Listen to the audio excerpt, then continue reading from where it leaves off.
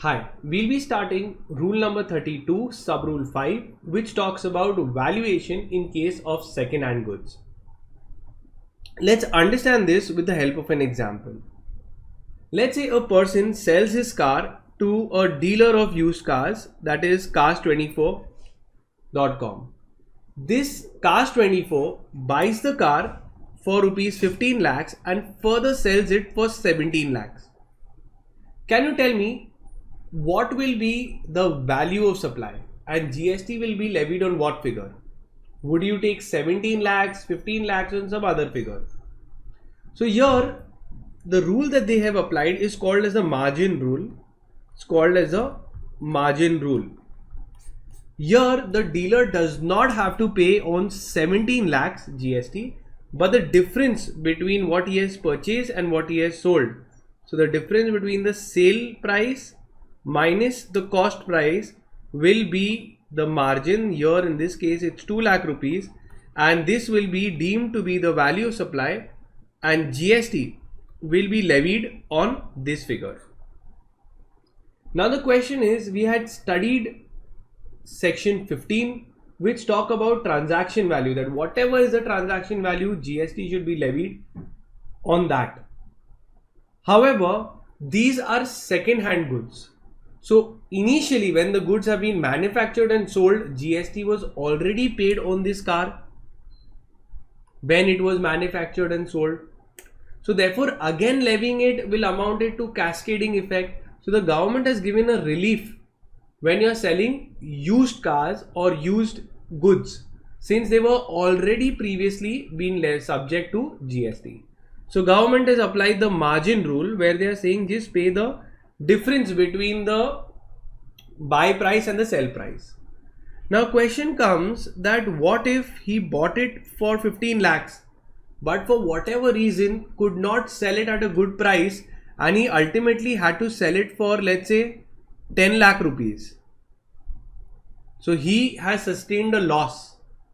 In such cases, government says that the value of supply will be zero and therefore no GST is payable when there is a negative value addition. There is a negative value addition. In this case, in the first case we had seen there was a positive value addition where the goods were being sold for 2 lakh rupees more. It is possible that the value could be increased by doing some minor processing, some kind of upgradation, just basic defects must be restored, repairing must be done, and then it must be sold.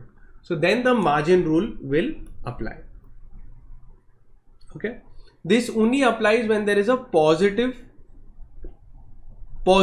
appreciation or a positive value addition. For negative value addition, they say that the value is zero.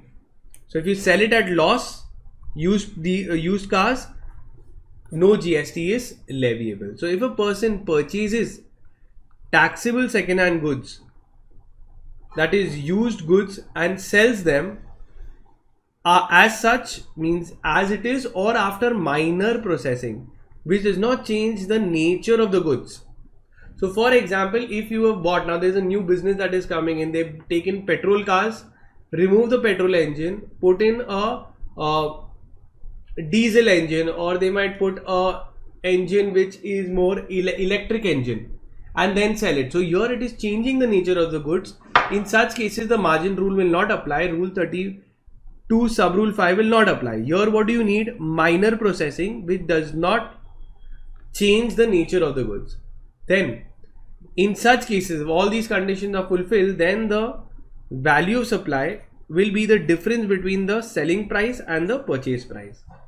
If there is a negative value addition, or that you have to sell it at a loss, in such case the value of supply is zero. But there is one more condition that the dealer has to keep in mind, that he is getting a benefit of just applying GST on the margin rule. So he is not allowed to take any credits on the purchase of the car. So here no input tax credit should be taken on the purchase of the goods. So whenever the dealer must have purchased the goods, he must have paid some taxes. The taxes that he has paid, he cannot take a credit of that because he is already getting a benefit of paying only on the margin amount. Okay, so he has to forego the input tax, but he would look that boss, mera ultimate value is only 2 lakh rupees, is only the difference amount. So GST is already going to be a very less figure, so they wouldn't mind losing out on the purchase taxes or taxes on purchase which he must have incurred. Okay, so if we summarize, rule number 32 sub rule 5 is applicable for dealers who deal in used goods. The value of supply is the difference between the sale price and the purchase price. 4 rules have to be applied, means 4 conditions are there. The person should be a dealer of second hand goods. He should have sold it only after minor processing. No ITC has been claimed by him.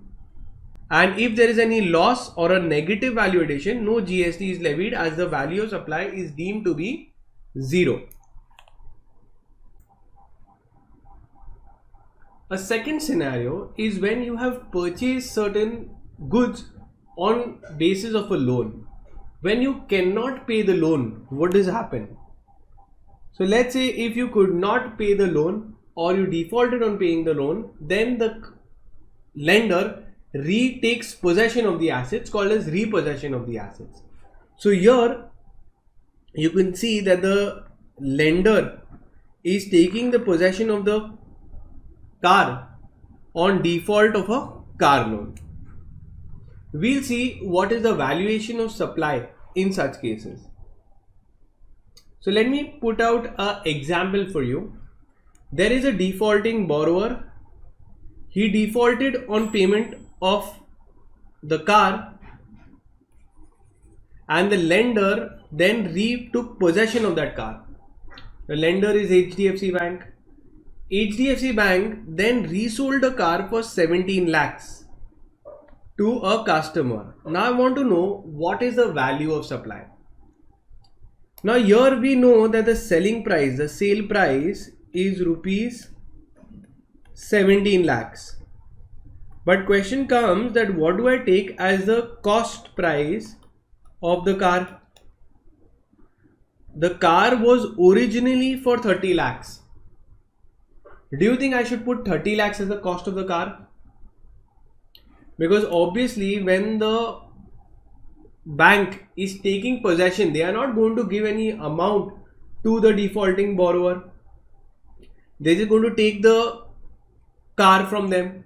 So what you have to do, you cannot take the cost price, that is 30 lakhs, because obviously the default must have been done after a certain time period. So the value of the car must have depreciated. So we need to take what is the value of the car when the lender took possession of that asset. So you need to do a certain adjustments and you need to account the depreciation for it for that time period and then say that this is the value at the time when the possession was taken, and then you find out the difference and then the margin rule is applied, and that will be the value of supply. So let's see how would you do the calculation. Now rule number 32 sub rule 5 says that valuation in case of repossessed goods.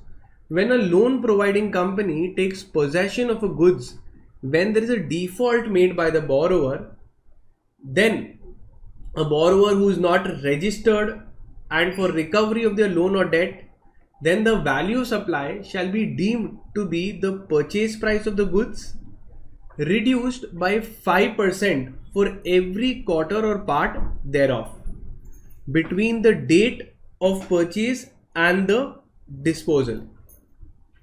So you need to take the purchase price and reduce it by 5% for every quarter, and then you will come to know what is the value of supply. So let's take an example. In the given case, the cost of the car is 1 lakh rupees. The date of purchase was 1st Jan 2019. The bank took possession of the goods on 31st 12 2019. Find out the value of supply. So we know we have to see what is the value of the car at this time. So what is from the date of purchase till the repossession, how much time was lapsed, how many quarters? So we can say it was from Jan to December. So we can say there are 4 quarters. For every quarter you have to deduct 5%. So you will deduct a total of 20%, and you will come to know that the cost or the value of the car on the date of repossession is 80,000. And then you will see what is the selling price. Let's say if the sale price was 1,20,000. So now you will say that the cost price or the price on the date when the bank took the possession was, as per our calculation, 80,000, and you'll come to know that the margin or the profit will be considered to be the value of supply is how much? 40,000. A summary of rule number 32 sub rule 5, which talks about valuation in case of used goods, is divided in 2 parts.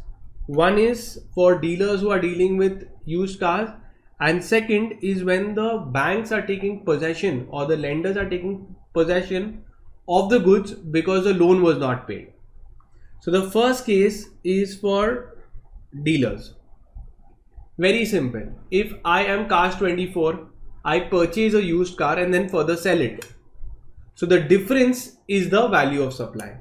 The difference between the selling price and the purchase price is the value of supply.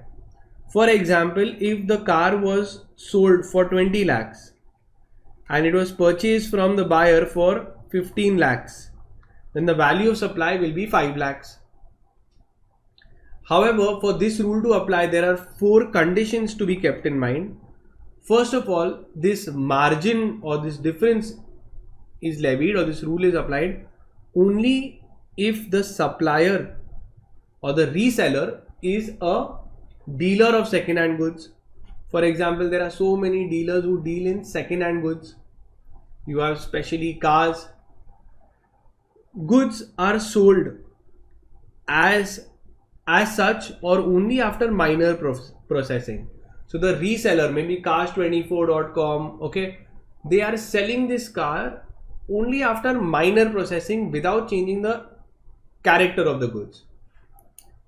Input tax credit is not claimed on the purchase. So when this Car24 is purchasing and then further selling, so selling पे तो obviously difference amount पे ही pay कर रहे हो.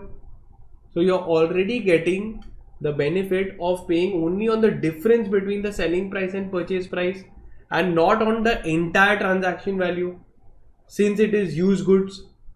तो एक benefit तो मिल ही रहा है. तो what government is saying, ठीक है आप differential पे amount पे pay कर दो between the selling price and the purchase price, but what you have purchased the goods, you must have paid GST. Input tax credit of such purchases cannot be claimed. So a reseller, Cars24.com, cannot take any ITC in the transaction, since they are already being benefited by paying only on the differential value. And in case if the dealer is selling at a loss because he couldn't sell the goods, so it is a negative value addition. In such cases, no GST, since it will be believed that the value of supply is 0. The second scenario is basically finding out the value in case of goods repossessed by the lenders. Generally, when the borrowers default on the loans, the lenders come and take away the assets. That's called as repossessioning or possessing the goods. So how do you value that? So when repossessed goods from defaulting borrowers, the value of supply would be, again it's very simple. You take the selling price, you know that the bank would further sell it, so you know the selling price. So you'll take the difference between the selling price and what do you take as the cost price or the purchase price. What would you take as that? Because obviously the lender has not purchased from the borrower, it has seized from them, it has repossessed from them. So here, how do you calculate this figure? So they have given you a certain calculation where they said that the whatever is the original cost of the goods, for example, the car must be for 20 lakhs. You will deduct 5% for every quarter, 5% for every quarter used, because common sense है that the car which was bought for rupees 20 lakhs will not, the value of 20 lakhs will not be throughout the life of the car, or the 20 lakhs will not be the value throughout the life of the asset. Since the asset is going to be used, it is subject to depreciation. So let's say if the asset is sold after 1 year, okay, or the repossessioning of the goods, where the lender has come and taken away the goods after a span of 1 year. So we know that the car has depreciated for 1 year. So what is the rate of depreciation you need to take? So here they have given that for every quarter used, okay, or for every quarter from the time you have purchased the goods till the time the goods have been purchased by the bank, you have to deduct 5% for every quarter. So if I tell you that the car has been taken away for 4 quarters, after 4 quarters it was repossessed, so you will subtract 20%, 5% into 4 quarters, 20%, and that will be the value of supply. So what is the purchase price? It will be the cost of the goods reduced by 5% for every quarter or part thereof. That is it. It's a really simple provision.